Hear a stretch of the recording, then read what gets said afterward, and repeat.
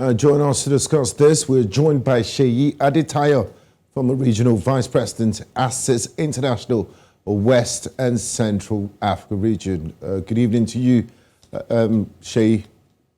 Yeah, good evening. Now, Seyi, security challenges have increasingly been at the forefront of Nigeria's social-political issues for the past 2 decades, to say the least. Why is this so, and what makes it seem insurmountable?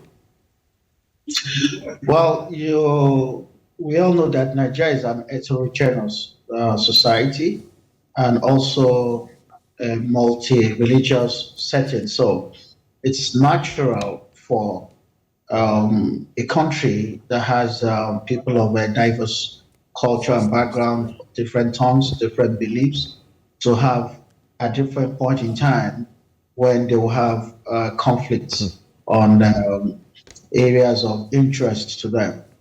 If you look at the political history of Nigeria, you know that this has practically governed most of our political landscape. So it's all about, at the end of the day, what comes to where, which part of the country has a shot to leadership, which part of the country is seen as being marginalized.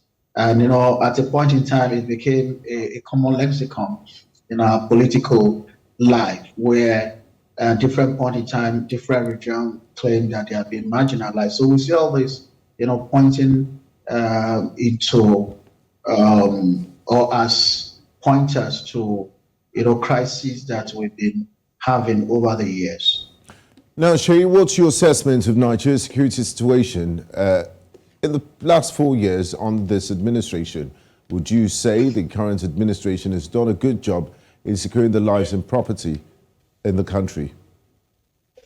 Yeah, to be honest, we've seen lots of traction in the fight against insurgents in the Northeast. We've seen areas that people deserted 8-10 years ago.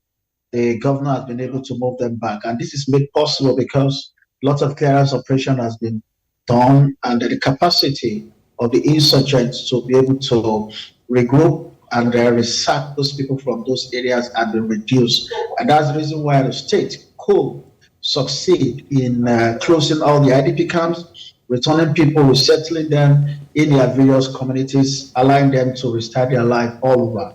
If you look at the issues around the North Central and the Northwest, yes, there have been lots of people killed in these security issues around there.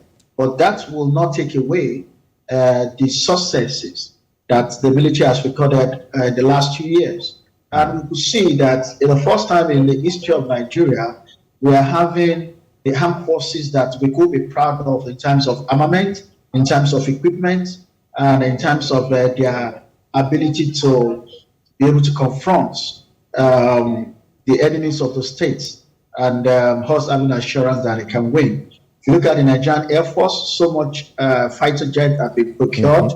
The Nigerian Army, lots of battle tanks, armored personnel carriers, different equipment have been purchased, and we could actually see them being used. Though it is not yet a whole for us, but we've made quite a lot of progress. Yes. Thank you, Yes. Seyi. Now, finally, Seyi, the 2023 elections are just a few days away. How would you appraise the preparedness of the country, security-wise, for the polls? You see, this is area where I have serious challenge. We are fighting too many battles in this country at the moment, and we've taken our eyes off most important things because we have to ensure that areas where people are sacked are being made habitable. What we are having right now is a national election where every part of this country is expected to be engaged in election. What is our capacity in terms of strength of our security forces? Do we have enough manpower to be able to ensure that all areas are fully covered? The answer is no. I'm one of the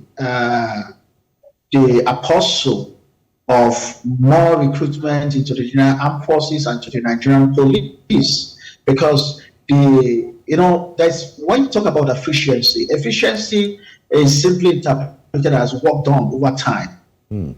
We cannot be efficient if the amount of work we're doing over time is not enough. And that is what we are having right now. For us to be able to do much, we need more people to get it done.